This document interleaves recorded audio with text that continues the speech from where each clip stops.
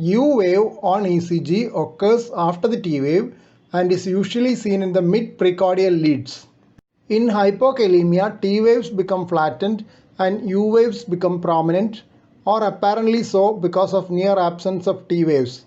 Important conditions associated with U waves are systemic hypertension, aortic and mitral regurgitation, and coronary artery disease.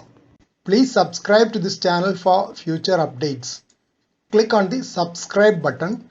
Press the bell icon after that for all updates. One theory about the genesis of U wave is that it is due to repolarization of the Purkinje fibers. Another possibility is that it is due to after potentials caused by mechanical forces in the ventricular wall. A third hypothesis suggests that it is due to prolonged repolarization of the mid-myocardial M cells. Yet another hypothesis is the delayed repolarization of papillary muscles.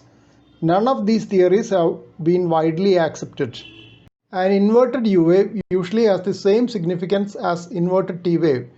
A negative U wave is considered to be highly specific for heart disease and is associated with other abnormal findings on ECG in 90% of cases. Discordant U wave inversion with upright T is also thought to represent myocardial ischemia. An interesting case of U wave due to compression of right ventricle by a reconstructed stomach tube after surgery for esophageal cancer has been reported. Persistent giant U wave inversion was noted in a case after anoxic brain injury. It may be noted that giant T wave inversion can also be seen in brain disorders. Exercise-induced U wave inversion in anterior leads has been associated with stenosis of proximal left anterior descending coronary artery in multiple case reports. U wave alternance along with pulsus alternance has been described in left ventricular failure.